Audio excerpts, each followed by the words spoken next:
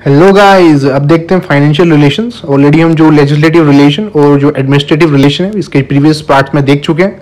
और अब तक आपने अगर चैनल को सब्सक्राइब नहीं किया तो प्लीज़ सब्सक्राइब कीजिए, बिकॉज आपको रेगुलर अपडेट जो आगे जो भी वीडियो कोर्सेज आने वाले हैं उसकी रेगुलर अपडेट आपको मिलती रहेगी। तो देखते हैं फाइनेंशियल रिलेशन। तो ये आता है हमारे आर्टिकल 268 से लेकर 293 और पार्ट 12 के अंदर है। ध्यान रखेंगे, वेरी इंपॉर्टेंट, ये पार्ट 12 के अंदर है।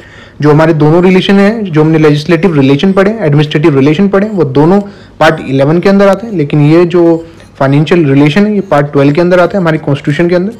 और बिसाइड दिस ये जो प्रोविजन है डील करता है विद सम सेम सब्जेक्ट की और भी आर्टिकल्स हैं। और देखते हैं अलोकेशन ऑफ टैक्सिंग पावर कि जो कॉन्स्टिट्यूशन है वो डिवाइड करता है टैक्सिंग पावर की जो सेंटर और स्टेट के बीच में किस तरीके से कि जो पार्लियामेंट है उसके पास एक्सक्लूसिव पावर है कि वो टैक्स लगा सकता है उन सब्जेक्ट जो यूनियन लिस्ट में है, कि जो एट प्रेजेंट 13 है वो मैटर्स जिन पे वो टैक्स लगा सकता है। जो स्टेट लेजिस्लेचर है उसके पास एक्सक्लूसिव पावर है कि जो भी मैटर स्टेट लिस्ट के अंदर है उन पे वो टैक्स लगा सकता है। वो नंबर है 18। और there are no tax entries in the concurrent list कि एट प्रेजेंट कॉन्करेंट लिस्ट में कोई टैक्स एंट्री नहीं है। दूसरे शब्दों में कहें, जो कॉन्करेंट जुरिडिक्शन है वो अवेलेबल नहीं है with respect to the tax legislature कि जो कॉन्करेंट जुरिडिक्शन है या कॉन्करेंट लिस्ट में कोई भी मैटर नहीं है एट प्रेजेंट। बट जो 101 अमेंडमेंट एक्ट है जिसने जीएसटी को लाया, तो has made an exception by making a special provision with respect to good and services tax. और जो अमेंडमेंट था 101 अमेंडमेंट था, इसने कॉन्करेंट जो पावर है पार्लियामेंट को दे दी और स्टेट लेजिस्लेचर को भी, जो वो कानून बना सकती है जो जीएसटी को गवर्न करने के लिए। और जो रेजिडुअरी पावर है टैक्सेशन की कि जो तीनों ही लिस्ट में नहीं आता, वो जो ऑलरेडी डिस्कस कर चुके हैं, वो पावर भी पार्लियामेंट के पास ही है।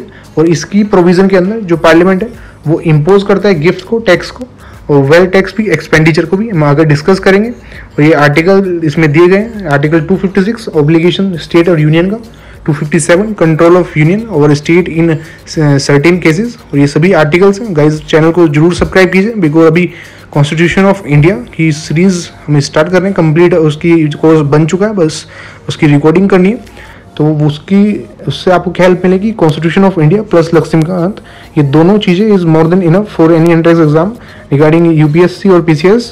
तो आप प्लीज़ सब्सक्राइब कीजिए। तो नेक्स्ट देखते हैं कि जो कॉन्स्टिट्यूशन है वो ड्रॉ करता है distinction between the power to levy और कलेक्ट अ टैक्स, कि जो डिफ्रेंशिएट करता है हमारा संविधान कि किसको टैक्स लगाना है, कौन कलेक्ट करेगा और कौन इसको यूज़ करेगा आगे, जिसे अप्रोप्रिएशन बोला जाता है। तो ये सभी हमारे कॉन्स्टिट्यूशन ने स्पेसिफाई किया है। फॉर एग्जांपल जो इनकम टैक्स है उसको लगाया, वो कलेक्ट किया जाता है सेंटर के द्वारा, कि दोबारा बताते हैं कि जो इनकम टैक्स है उसे लगाया और कलेक्ट किया जाता है सेंटर के द्वारा, लेकिन जो इसे यूज़ किया जाता है सेंटर और स्टेट दोनों के द्वारा ही। फर्दर जो कॉन्स्टिट्यूशन है वो प्लेस करता है following restriction on the taxing power of the state. तो इनसे पहले आप ये जो कीवर्ड्स यहाँ पे आ रहे हैं इनके मीनिंग देख लीजिए, आपको क्लियर हो जाएगा कि जो हमने यूज़ किया है वर्ड लेवाई, डेट्स मीन्स टैक्स लगाना। एक यूज़ किया कलेक्ट करना, कलेक्ट तो आप समझते हैं कि कलेक्शन टैक्सेस का। एक वर्ड यूज़ करें एप्रोप्रिएशन, एप्रोप्रिएशन मीन्स कि टैक्स कलेक्शन के बाद कौन इसका यूज़ करेगा, सेंटर करेगा या स्टेट करेगा। तो ये तीनों कीवर्ड आपको क्रिस्टल क्लियर होने चाहिए।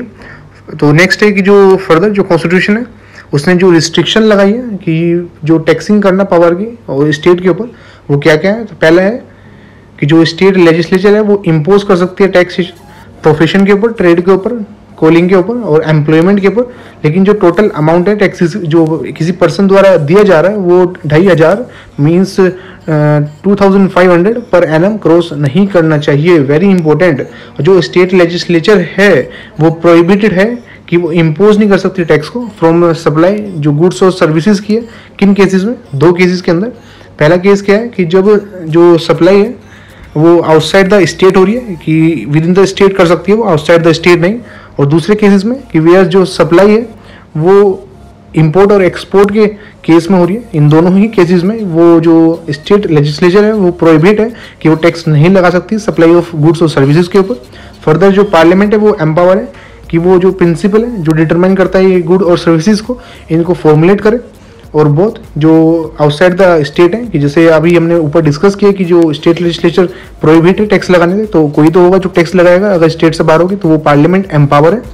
और इंपोर्ट और जो एक्सपोर्ट है उसके लिए भी कि हमने देखा जो पॉइंट 2 में इसमें जो फीचर्स में कि ए और बी इन दोनों के लिए ही जो स्टेट लेजिस्लेचर है वो प्रोहिबिट है।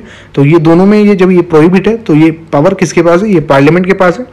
थर्ड पॉइंट क्या है कि जो स्टेट लेजिस्लेचर है वो इम्पोज करता है टैक्स ऑन द कंजप्शन और सेल ऑफ इलेक्ट्रिसिटी पे भी, बट कोई भी टैक्स इम्पोज नहीं किया जा सकता ऑन द कंजप्शन और सेल ऑफ इलेक्ट्रिसिटी पे, कि कब कब जब जो कंज्यूम है वो जो इलेक्ट्रिसिटी और जो ये कंज्यूम की जा रही है ये सेंटर के द्वारा की जा रही है और बेची भी सेंटर के द्वारा जा रही है, इन केस में इनके ऊपर टैक्स नहीं लगेगा। और तो आप देखेंगे और एंड नॉट एंड, और consume in the construction maintenance और operation of any railway by the centre.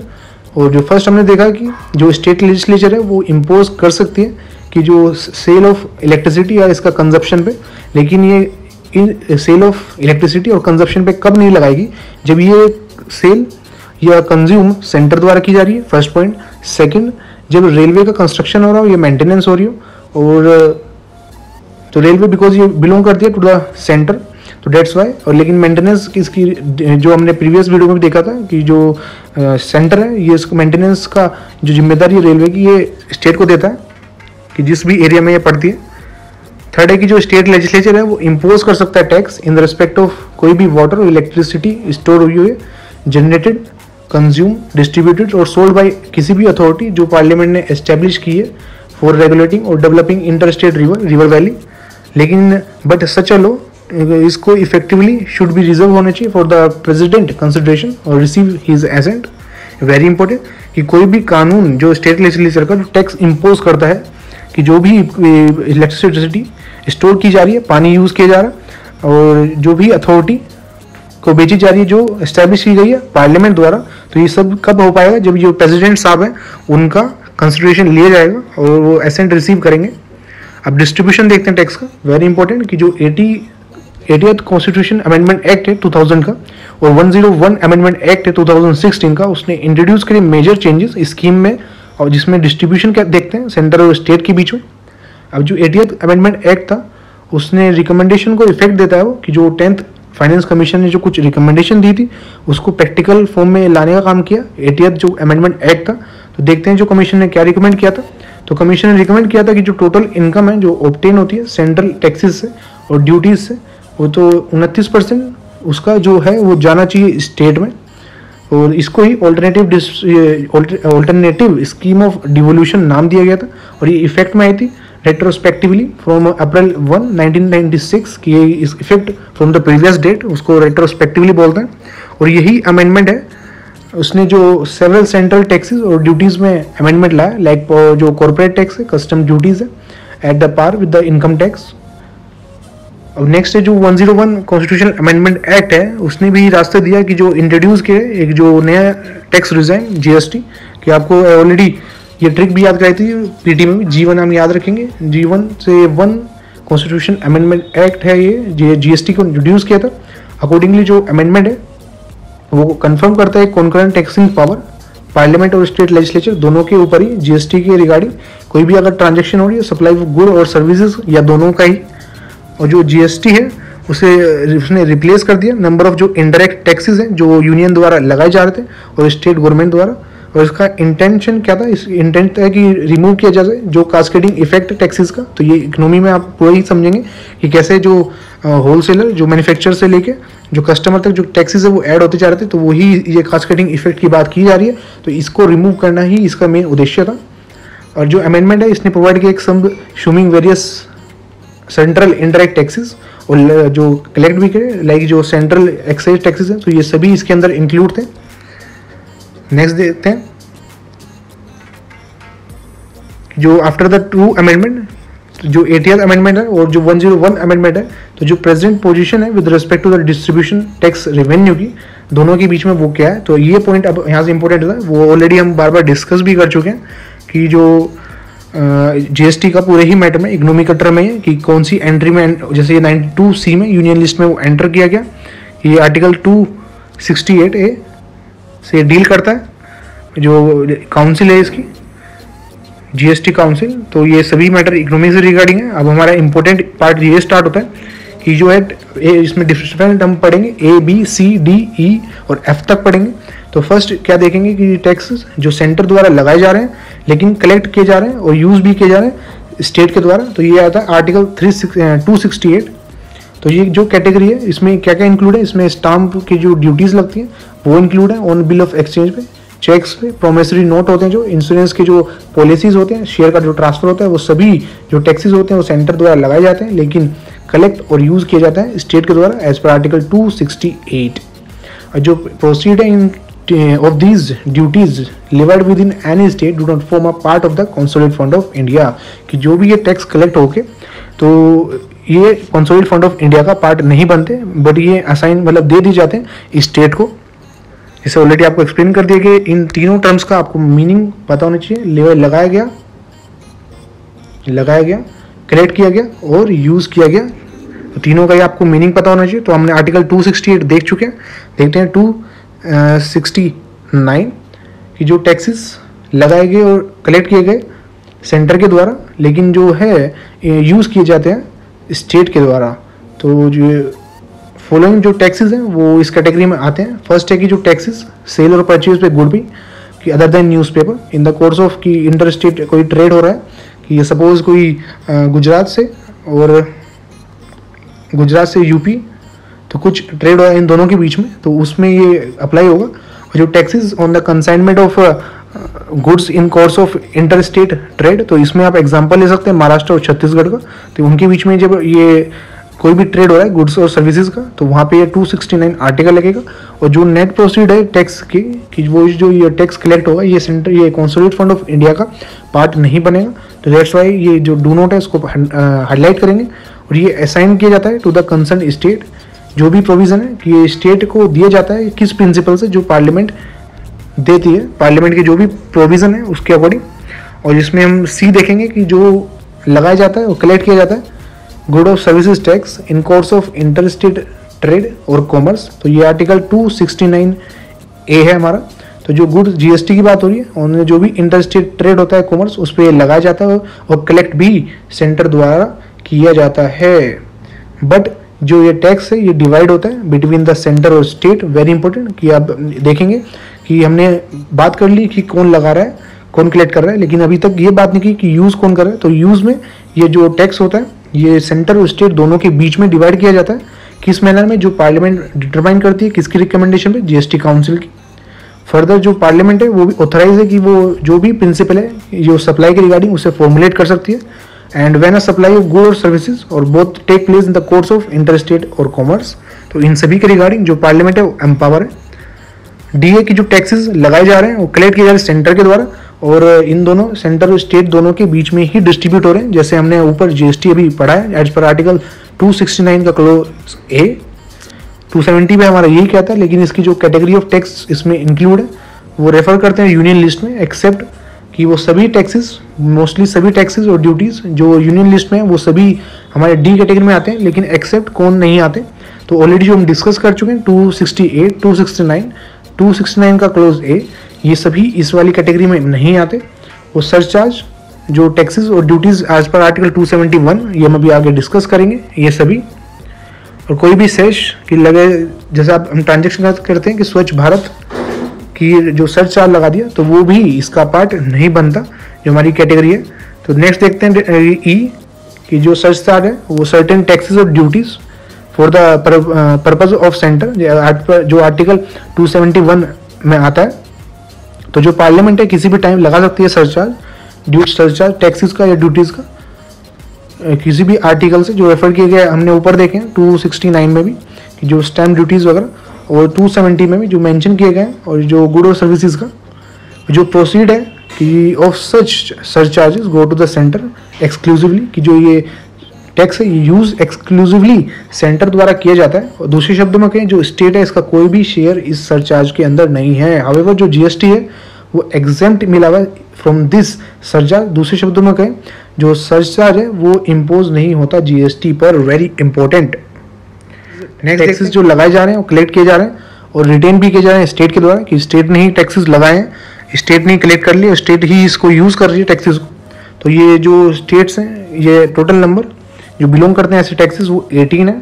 तो ये हैं जो लैंड रेवेन्यू को टैक्सेस एग्रीकल्चर इनकम के ऊपर, तो ये सभी लिस्ट दी गई, आप पढ़ सकते हैं कि जो, लेकिन इसमें इंपॉर्टेंट सबसे ज़्यादा है कि duties of exercise on alcoholic liquor for human consumption, कि ये एट प्रेजेंट जो करंट इशू चल रहा था कि गवर्नमेंट ने लिक्वर की सेल थी वो ओपन कर दी थी लॉकडाउन के अंदर भी।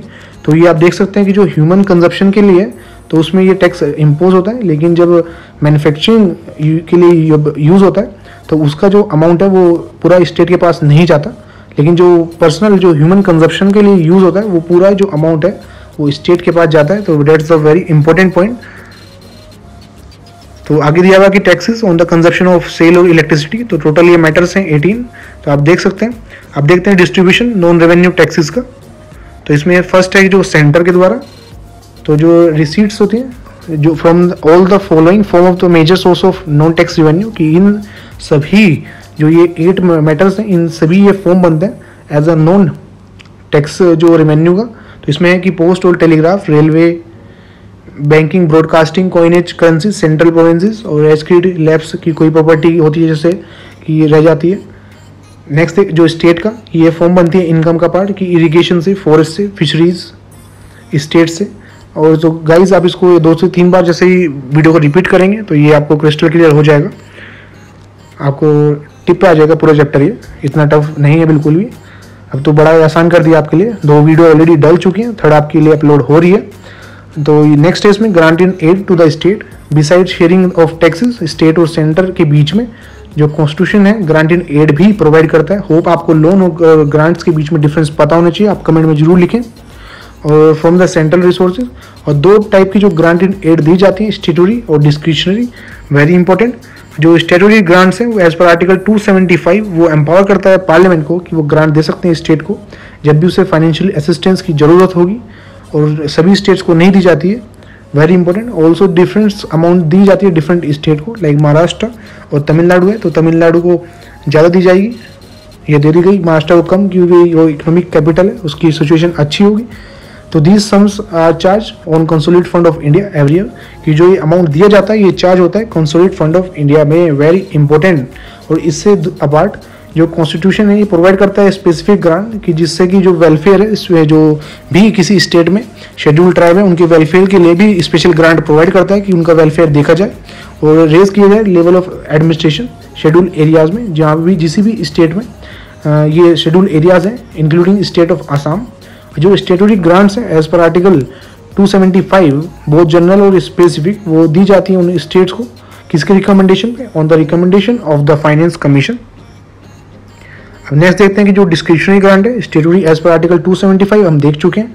डिस्क्रिशनरी देखते हैं कि जिसमें किसी की पूछने की रिक्वायरमेंट नहीं पड़ती, तो एज पर आर्टिकल 282 जो एम्पावर करता है सेंटर और स्टेट दोनों को ही, वो grant to make any grant for any public purpose even if it is not within their respective legislative competence, कि वो ये ग्रांट ले सकते हैं अगर वो उनके कॉम्पिटेंस के अंदर हो या ना हो। इस प्रोविज़न के तहत जो सेंटर है वो ग्रांट दे सकता है स्टेट को, और जो ये ग्रांट दी जाती है इसको डिस्क्रिशनरी ग्रांट बोला जाता है।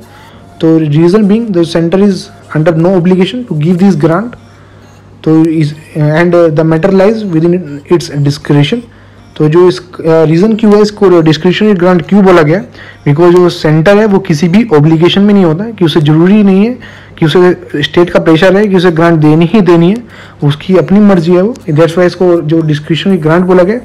और ये ग्रांट जो 2 फोल्ड पर्पज़ है इसका, पहला है कि जो फाइनेंशियल जो हेल्प करना टू द स्टेट को, कि जो भी उसका टारगेट है उसको फुलफिल कराना, और दूसरा to give some leverage to the centre to influence and coordinate state action, कि जो भी अगर कोई स्टेट गवर्नमेंट अलग है सेंट्रल गवर्नमेंट अलग है, तो जैसे ही अगर सेंट्रल गवर्नमेंट फंडिंग ज़्यादा किसी को फेवर करती है तो आप देख सकते हैं स्टेट गवर्नमेंट का भी फेवर उसके प्रति रहेगा। तो 2 फोल्ड इफेक्ट हैं उसके। नेक्स्ट है अदर ग्रांट्स, तो हमने देख ली statutory grants as per article 275, फिर हमने डिस्कस करी discretionary grant as per article 282। अब हम डिस्कस कर रहे हैं अदर ग्रांट्स। तो जो कॉन्स्टिट्यूशन है वो प्रोवाइड करता है 3rd टाइप की जो ग्रांट है, it is grant in aid, but ये टेम्परेरी पीरियड के लिए होती है। जो इसका प्रोविज़न है इन ले ऑफ एक्सपोर्ट ड्यूटी, कि जो प्रोविज़न क्या है इसका वो क्यों बनाएंगे कि इंस्टेड ऑफ कि जो एक्सपोर्ट ड्यूटी है उसकी जगह पे जो ग्रांट दी जाएगी on jute products to the state of Assam, Bihar, Orissa और वेस्ट बंगाल।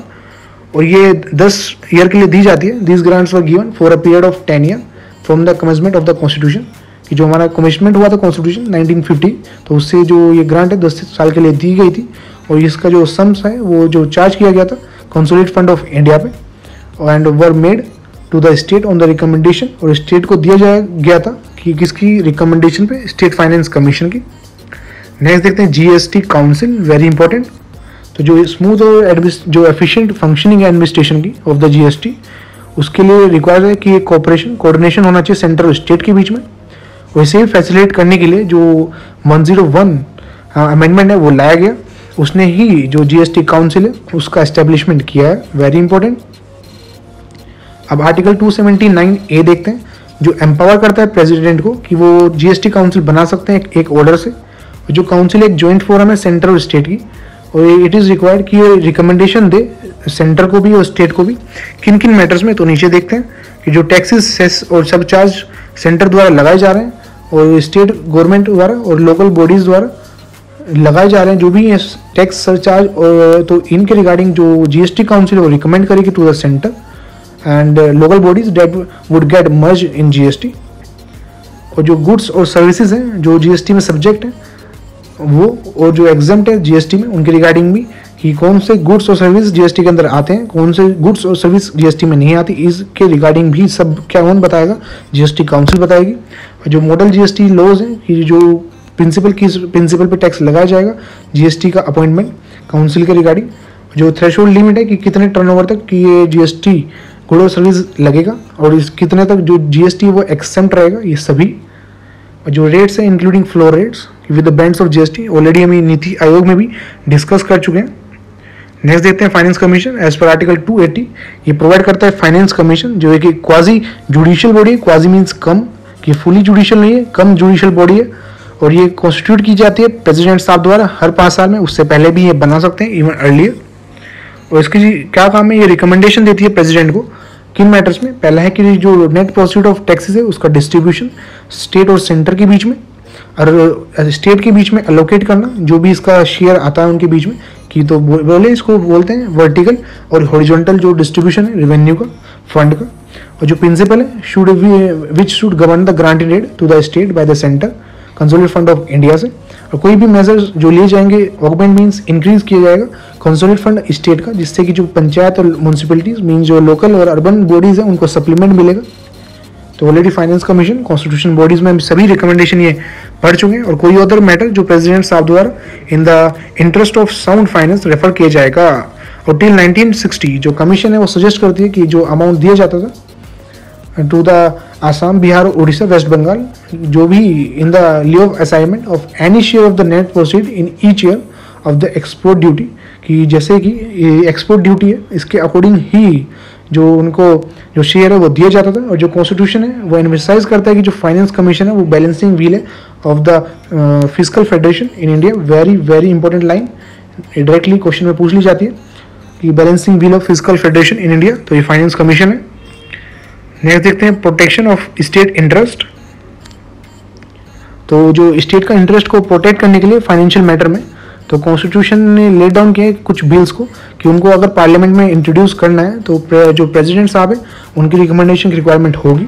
तो उसमें यहाँ पे आपको जो नए हैं उनको बता दिया जाता है कि जो बिल होते हैं और वो और एक्ट होते हैं, तो बिल जो एक रेजोल्यूशन एक मोशन निकल के आता है, तो जब तक उसको प्रेसिडेंट साहब का एसेंट नहीं मिलता तब तक वो एक्ट नहीं बनता। इसी वजह से हम जब करंट अफेयर पढ़ते हैं तो बिल्स के नंबर ज़्यादा होते हैं। जैसे ये जो अभी एट प्रेजेंट 104 जो अमेंडमेंट आया था, तो उसमें वह 126 उसका नंबर था बिल का। तो ऑलरेडी PT 365 पॉलिटी की वीडियोस अपलोड हो चुकी हैं, आप जाके देख सकते हैं। और चैनल को अगर सब्सक्राइब नहीं किया तो please hit the subscription button. तो कोई भी बिल जो इम्पोज करे या टैक्सेस को वेरी करने की बात करे स्टेट के इंटरेस्ट में, तो वो भी प्रेसिडेंट साहब का एसेंट की या रिकमेंडेशन की रिक्वायरमेंट होती है।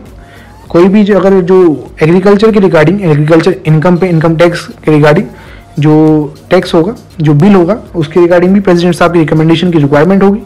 और जो डिस्ट्रीब्यूशन मनी का प्रिंसिपल है उसके रिगार्डिंग भी अफेक्ट करेगा कोई बिल, तो वो भी प्रेसिडेंट साहब की रिकमेंडेशन की रिक्वायरमेंट होगी। और कोई भी बिल जो इम्पोज करेगा सरचार्ज किसी भी स्पेसिफाइड टैक्स और ड्यूटीज़ पे जो प्रपोज की गई सेंटर द्वारा, तो उस पर भी जो प्रेसिडेंट साहब हैं उनकी रिकमेंडेशन की रिक्वायरमेंट है।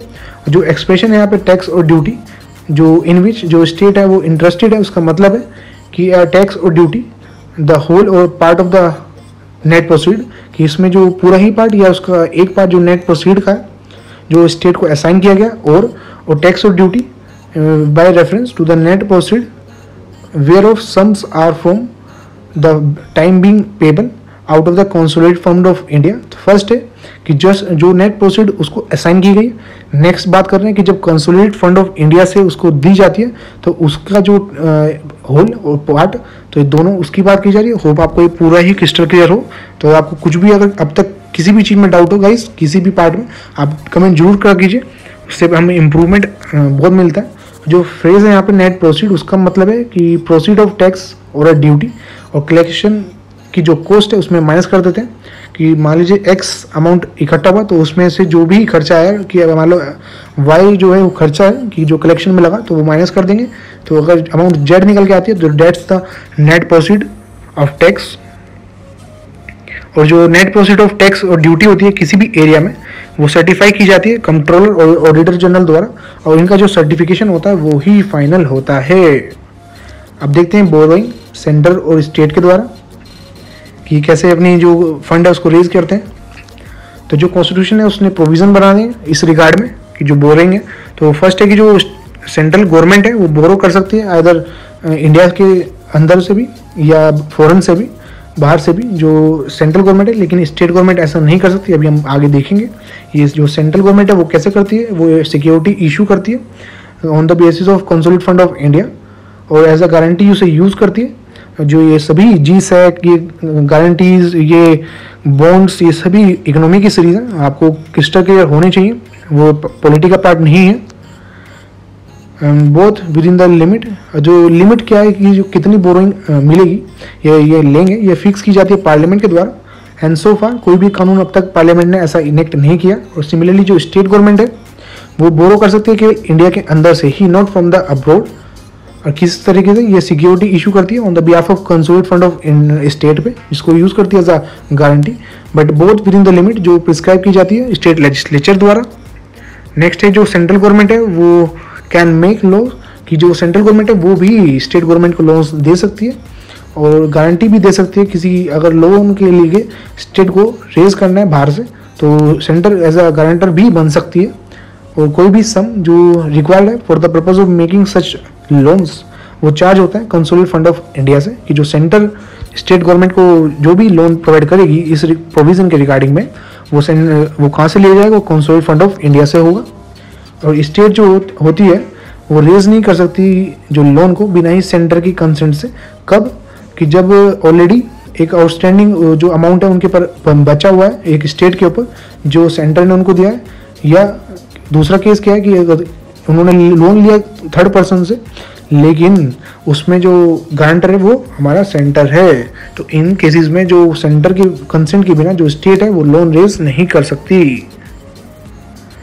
नेक्स्ट है इंटर गवर्नमेंट टैक्स इम्यूनिटीज, कि like any other federal constitution, जो इंडियन कॉन्स्टिट्यूशन है उसमें जो इम्यूनिटी भी है, कि लाइक ये आपको एक्सप्लेन कर दिया जाता है कि मान लीजिए ये एरिया ये स्टेट का, और इसमें जो कुछ सेंट्रल की जो चीज़ें हैं तो उन पे टैक्स की इम्यूनिटी दी गई है कि इन पे टैक्स नहीं लगेगा।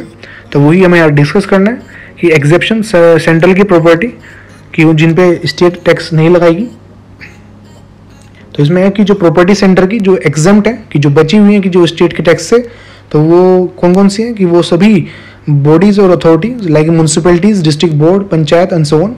बट जो पार्लियामेंट है वो एम्पावर है कि वो इस बैन को रिमूव कर सकती है। और यहाँ पे जो वर्ड प्रॉपर्टी है इसमें इंक्लूड है land, building and cattles, shares, debt, everything that has a money value. सभी चीज़ों की जिनकी मनी वैल्यू है वो इस वर्ड में प्रॉपर्टी में इंक्लूड है। And every kind of property, जो कोई मूवेबल भी हो, इमूवेबल भी हो, टेंजिबल, इंटेंजिबल, सब इसमें इंक्लूड है। फर्दर जो प्रॉपर्टी यूज़ हुई है वो सोवरेन के लिए, लाइक आर्म फोर्सेस और कमर्शियल पर्पज़ के लिए है।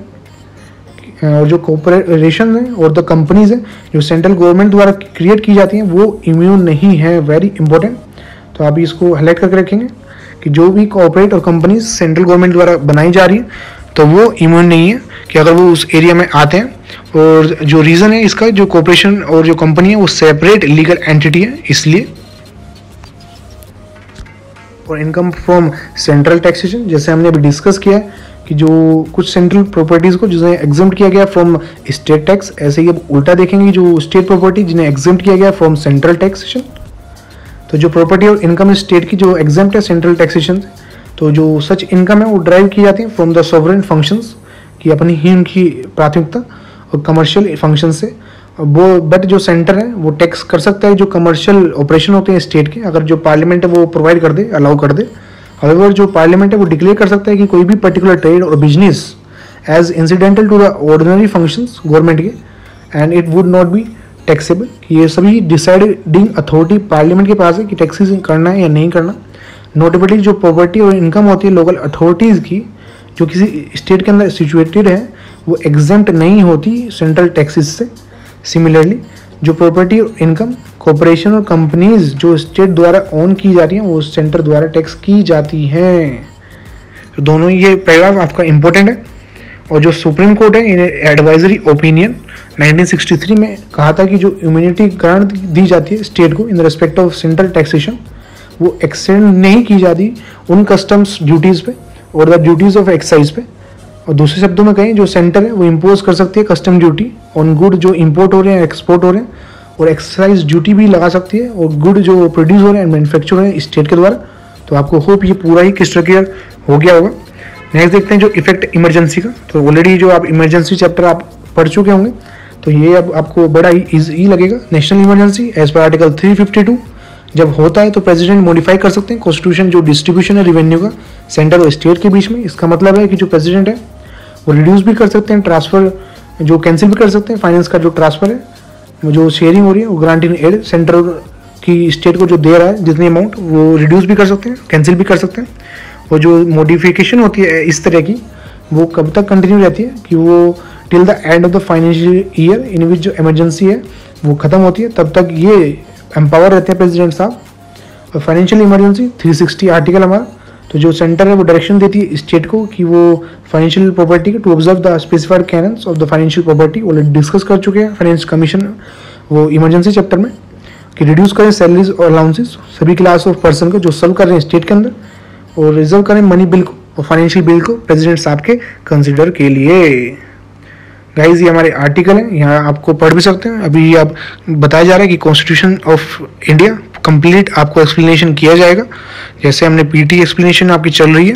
आपको आर्टिकल्स की वरी होने की जरूरत नहीं है, आप वो बस देखिए प्लस लक्ष्मीकांत के पूरे कॉन्सेप्ट क्रिस्टल कीजिए। आपके मैक्सिमम सारे क्वेश्चन पॉलिटी के से ही बन जाएंगे, प्लस करंट अफेयर आपकी स्ट्रॉन्ग होनी चाहिए। तो पीटी 365 पॉलिटी ऑलरेडी अपलोड हो चुकी है, आप सारी वीडियो देख सकते हैं। तो ये एक्ट है, आर्टिकल्स हैं। तो नेक्स्ट इसमें देखते हैं ट्रेंड इन सेंटर स्टेट रिलेशन, तो ये हम इसके नेक्स्ट पार्ट में करेंगे। तो 4 पार्ट में वीडियो पूरी ही चैप्टर हमारा कंप्लीट हो गया। तो मोस्टली ऑलरेडी सारी चीज़ें अपलोड हो चुकी हैं। तो मिलते हैं इसके नेक्स्ट पार्ट में। Till then please hit the subscription button and like our videos. Thank you.